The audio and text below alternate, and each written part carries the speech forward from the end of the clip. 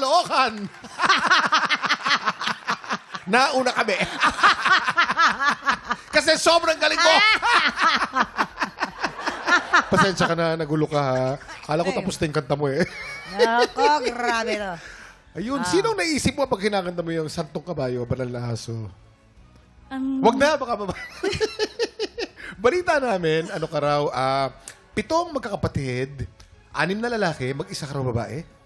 8 po kaming magkakapatid, 7 Walo. lalaki. Ako po yung pang-8, nag-isang babae. Bunso ka pa talaga, Apo. no? Kumusta yun? Napapalibutan ka ng puro lalaki. Kumusta yung buhay? Okay lang po. Sa ngayon po kasi may pamilya na rin po kasi. Nahirapan ka bang magkaroon ng boyfriend o nasindak ang mga boyfriend mo sa mga magkakapatid? Opo, yung noon po. Sigurado. Oo, pito eh. Pito yung jaguar sa'yo, ha? Oo. Ang hirap yun. Hindi bale. Andito na mga inampala natin. Ano kaya masasabi ng ating mga inampalan? Roma Rose. Grabe. Ano yung sinasabi nyo dyan? Oh, natawa rin kayo. 7 kabayo yung nakabantay. Oo. Oo. Di ba? Hindi. Okay, Roma Rose, yung dynamics nandun, maganda yung ginawa mong may paghina, tapos may pagbuga. Napansin ko lang, yung sa growl lang na part, pagdating sa chorus lalo, na ano lang ako na baka magasgas mo yung vocal cords mo. Kasi para sa akin na hindi siya necessarily, gets ko yung intention ng atake mo dito sa kantang to, pero hindi siya necessarily kailangan na kada linya mo, banal na, so, santong, lagi na lang nakagrowl. Kasi may tendency na baka magasgas, masira ang vocal cords mo. Kaya gusto ko lang ingatan mo yun, okay? Okay lang yun, maglagay ka ng growl, pero not every line, okay? Hindi naman necessary na gawin mo yun. Pero pagdating naman sa confidence mo, yung tayo mo, talagang naka 1 foot forward. Maganda. Maganda yung tindig mo sa stage. Congratulations. Hana, isang tanong lamang sa paggasgas ng vocal cords. Bakit si Renz Verano, ang buong katay gasgas pero nagiging hit? Ibig sabihin nun, Kuya Kim, tama ang kanyang placement. May tamang gasgas, merong maling gasgas, gano'n? Tama po ba, Sir Renz? Yes, may placed kasi, Kuya Kim. Meron naman yung pag binasag niya, yung alam mo yung mga rock na na kumakanta. Yung lalo na yung mga puti. Pag nagbasag sila, iba. Iba talaga yung basag nila. Talagang Mga death metal. yes. Oo. Kasi either, natural na ganun ang boses mo or supported siya ng diaphragm. Yun, Kuya Kim. Dami natin natututunan, mamang. Ano? Roma Rose. Actually, Roma Rose, alam mo kaya madalas niyang gawin. Alam niya kung saan niya ilalagay.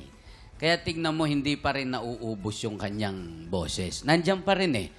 Yun lang ang napansin ko. Na, alam mo kung saan mo ilalagay yung basag.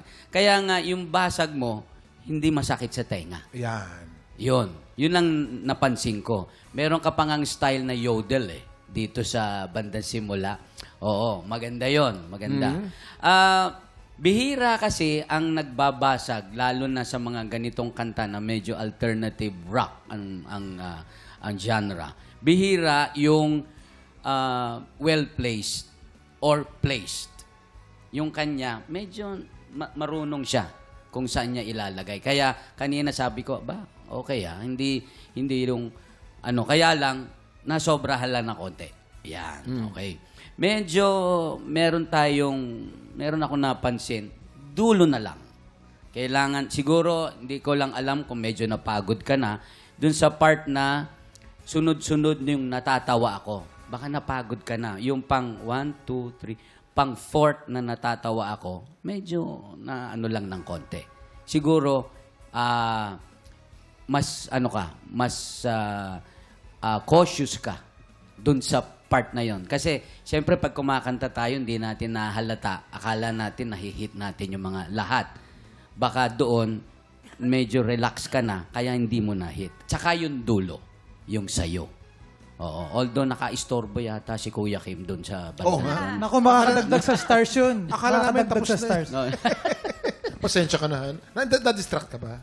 Hindi ka Hindi na-distract. naman pala eh. Oh, so, Hindi naman yun, pala. medyo kailangan mong yung mag-concentrate din dun sa dulon-dulo. Again, yung dulon-dulo, importante dahil yun yung naiiwan sa amin. Maraming salamat. Ayan ang mga tips galing sa Correct. eksperto sa basagan. Ang mga boses na basagan. Renz Verano. Yan. Ayan. Ito na. Ilang stars kaya ang ibibigay ng ating inampalan? Basag gaya. Roma Rose, ito ang aking mga bituin para sa iyo.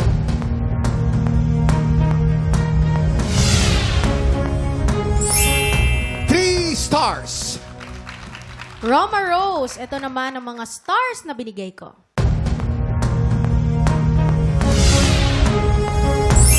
Four stars! Mamaya na natin ipapakita ang scores ni Ren. So far po si Kenneth po ay merong 6 stars. Lamang naman si Roma Rose ng isa with 7 stars. Sa mga tiktropa natin pinag-iisipan pang mag-audition, nako, hindi mo malalaman niya kung hindi mo susubukan. Kaya naman ang painihintay mo, tara na at mag-audition ka na. Kung paano, please watch this. Sa pinakabagong season ng Tanghalan ng Kampiyon, tuloy-tuloy ang pagbida natin sa mga Pilipinong may pusong kampiyon. Kung ikaw ay 16 to 50 years old, palaban sa kantahan at may pusong kampiyon, supot na sa aming weekly auditions every Wednesday and Thursday, 3 to 5 p.m. sa GMA Studio 6. Go na mga tikropa! Mag-audition na para sa Tanghalan ng Kampiyon, Season 2.